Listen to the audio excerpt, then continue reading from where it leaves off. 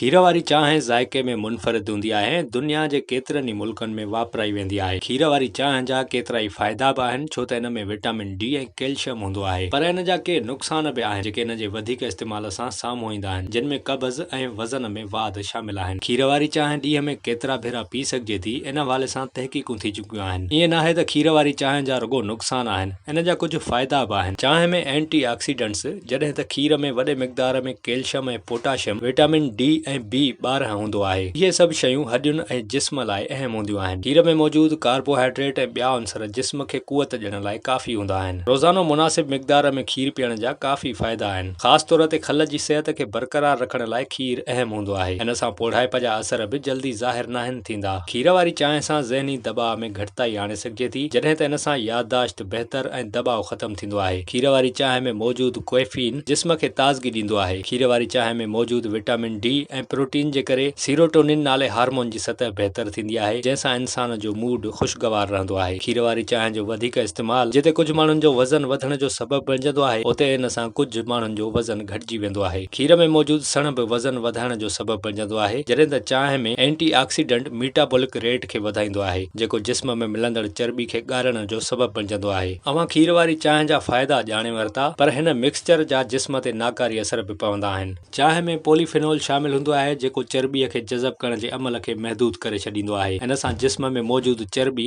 ॻरंदी आहे। खीर में केसीन प्रोटीन हूंदो आहे, जेको ख़ाली चांहि में मिलंदड़ उनसर जी सलाहियत खे महदूद करे छॾींदो आहे, जेको चर्बी खे ॻारण लाइ कमु कंदो आहे। इन खां सवाइ चांहि में कैलोरीज़ बि हूंदियूं आहिनि। इन में खीर मिलाइण ते कैलोरीज़ वधी वेंदियूं आहिनि, जंहिंसां इंसान जो वज़न वधी वेंदो आहे। ख़ासि तौर ते उहे माण्हू जेके खीर जी चांहि जो इस्तेमाल वधीक कंदा आहिनि। चांहि में एसिड ऐं ऑक्सालेट हूंदा आहिनि, जेके मादनियात सां वाॻियल हूंदा आहिनि, जेके जिस्म खे घुर्बल ग़िज़ाई उनसरनि खे जज़ब करण जे अमल में रंडक बणिजंदा आहिनि। फौलाद जिस्म लाइ ज़रूरी हूंदो आहे, जॾहिं त खीर वारी चांहि पीअण जे 20 खां 45 मिंटनि दौरान जिस्म खे घुर्बल फौलाद जज़ब करण जी सलाहियत बि मुतासिर थींदी आहे, जंहिंसां रत में फौलाद जी खोट थियण लॻंदी आहे। कैफ़ीन में मिलंदड़ उनसर सां पेशाब ईंदो आहे, जंहिंसां जिस्म में मौजूदु फाज़िल मवाद पेशाब ज़रिए ख़ारिज थींदो आहे, जॾहिं त इन जे उबतड़ खीर में मौजूदु उनसर जॾहिं चांहि सां मिलंदो आहे त उन सां कब्ज़ जी शिकायत थी पवंदी आहे। जेतोणीकि इहा ॻाल्हि मशहूरु आहे त खीर वारी चांहि इंसान जे मूड खे बहितर बणाईंदी आहे ऐं ज़हनी दबाव खे ख़तम करण लाइ फ़ाइदेमंद आहे, पर इन जो घणो इस्तेमाल इन जे उबतड़ नतीजा ॾींदो, जंहिं में घबराहट ऐं परेशानी वधी सघे थी। खणी का बि शइ हुजे, उन जी ज़्यादती नुक़सानकार हूंदी आहे। अहिड़ी रीति खीर वारी चांहि सां सुकून त मिलंदो आहे, पर इन जो घणो इस्तेमाल ब्लड प्रेशर सां वाॻियल अमलनि खे बि फ़ाल कंदो आहे, जंहिंसां दिलि जी धड़कन तेज़ थी वेंदी आहे ऐं रत जो वहकिरो वधी सघे थो। खीर वारी चांहि जे नुक़साननि में इहो बि शामिल आहे त इन जो वधीक इस्तेमाल जिस्म में पाणी जे मिक़दार खे घटि कंदो आहे। माहिरनि जो चवणु आहे त ख़ाली पेट खंड वारी चांहि न पीअणु घुरिजे, पर छा खीर वारी चांहि रोज़ानो पी सघिजे थी? रोज़ानो खीर वारी चांहि पीअण में को हर्ज न आहे, पर इन जो वधीक इस्तेमाल न करणु घुरिजे। रोज़ानो 3 खां 5 कप खीर वारी चांहि पीअण सां सिहत ते नाकारी असर पवणु शुरू थी वेंदा आहिनि। कुझु माण्हुनि खे संदन जिस्मानी साख़्त जे हवाले सां इहो ॾिसणु घुरिजे